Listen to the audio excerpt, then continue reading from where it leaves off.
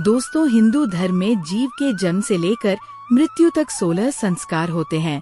इनमें सबसे आखिरी संस्कार अर्थात दाह संस्कार को अंतिम संस्कार भी कहा जाता है। किसी ने भी इस मृत्यु लोक में जन्म लिया है, उसे एक न एक दिन इसे छोड़कर जाना ही होगा। जो व्यक्ति इस सत्य को समय रहते समझ जाता है, वो अपने मरने के बाद मोक्ष पाने का प्रयास करता है। दोस्तों, मरने के बाद भी कुछ कर्म ऐसे हैं जो अगर मृतक के परिवार द्वारा विधि पूर्वक किए जाएं, तो मृतक की आत्मा को मुक्ति मिलती है। इन्हीं विधियों में से एक है मृत व्यक्ति के अंतिम संस्कार के समय की जाने वाली कपाल क्रिया। आइए पहले जान लेते हैं कि ये कपाल क्रिया होती क्या है और इसे कब किया जाता है। मृत व्यक्ति के शरीर को जलाते समय मृतक के सिर पर 3 बार डंडा मारकर इसे फोड़ा जाता है। इसी को कपाल क्रिया कहते हैं। ये अंतिम संस्कार का महत्वपूर्ण हिस्सा है। इसके बाद ही शव पंचतत्व में विलीन हो जाता है। हिंदू धर्म में अंतिम संस्कार में इस क्रिया को करना अनिवार्य होता है। यदि इस क्रिया को सही से संपन्न नहीं किया गया, तो मरने वाले व्यक्ति की आत्मा को शांति नहीं मिलती। लेकिन क्या आप जानते हैं कि ऐसा क्यों किया जाता है? और चिता में शव के सिर पर डंडा मारने का हमारे ग्रंथों में क्या महत्व है? शास्त्रों के अनुसार ऐसा करने से मरने वाले की आत्मा को शांति मिलती है। मगर इसके अलावा एक और वजह है जिसके चलते ऐसा किया जाता है। तो क्या है इसका कारण? आइए जानते हैं इस वीडियो में। दोस्तों, गरुड़ पुराण के 10वें अध्याय में दास संस्कार क्रिया का विस्तार से वर्णन किया गया है। इसी अध्याय में शव के कपाल पर प्रहार करने की प्रक्रिया से जुड़े कई और धार्मिक तथ्यों का भी वर्णन किया गया है। गरुड़ पुराण में मनुष्य के अंतिम संस्कार को लेकर एक निश्चित विधि विधान का वर्णन मिलता है, जिसका पालन हिंदू धर्म में किसी भी व्यक्ति के अंतिम संस्कार के समय होता है।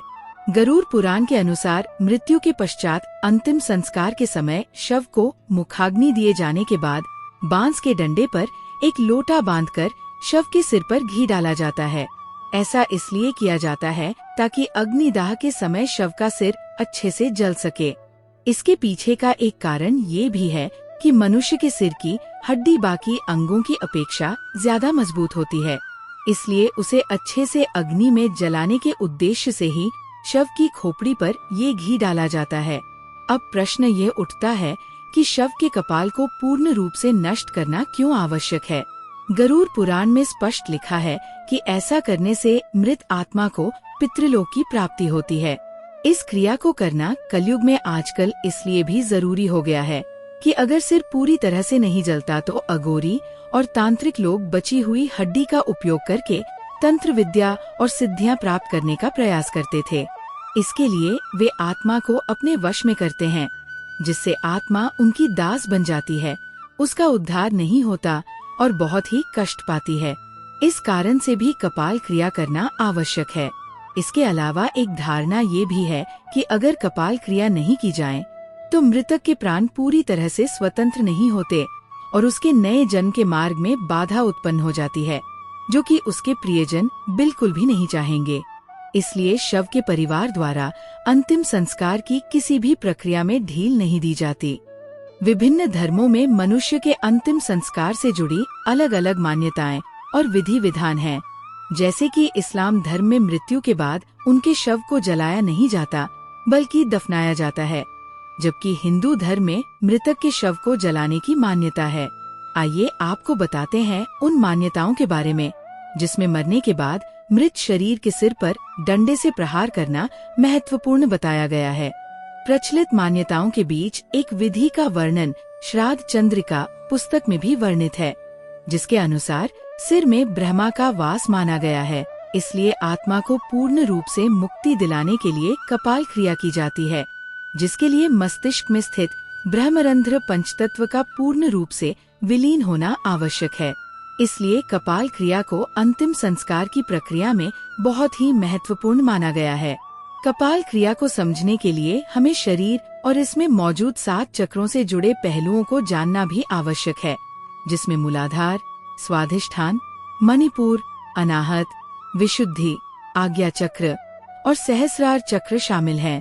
इनमें से सहस्रार चक्र को कपाल क्रिया से सीधा जुड़ा हुआ माना जाता है। सहस्रार अर्थात मस्तिष्क का मध्य भाग, इसे आप इस तरह भी समझ सकते हैं कि ये मस्तिष्क का वो हिस्सा होता है जहाँ चोटी अर्थात शिखा रखी जाती है। यदि व्यक्ति को इस संसार और सिद्धियों से कोई मतलब नहीं रहता, तो इस चक्र को जागृत करने के लिए निरंतर ध्यान की आवश्यकता होती है। मूलाधार से होते हुए सहस्रार तक पहुंचा जा सकता है। इसे ही मोक्ष का द्वार भी माना गया है।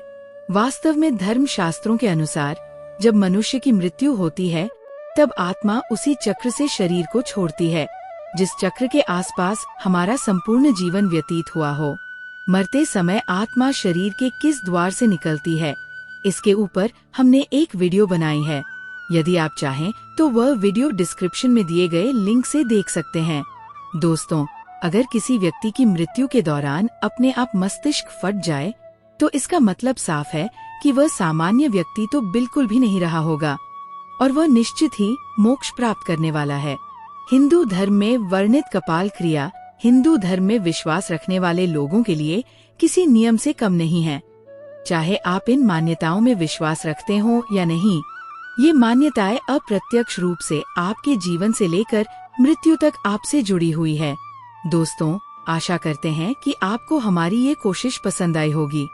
अगर हमारा प्रयास सफल रहा हो तो कृपया वीडियो को लाइक कीजिए और ऐसे ही वीडियोस को देखने के लिए हमारे चैनल वैदिक ज्ञान संगम को सब्सक्राइब कर लीजिए। सर्वे शुभम।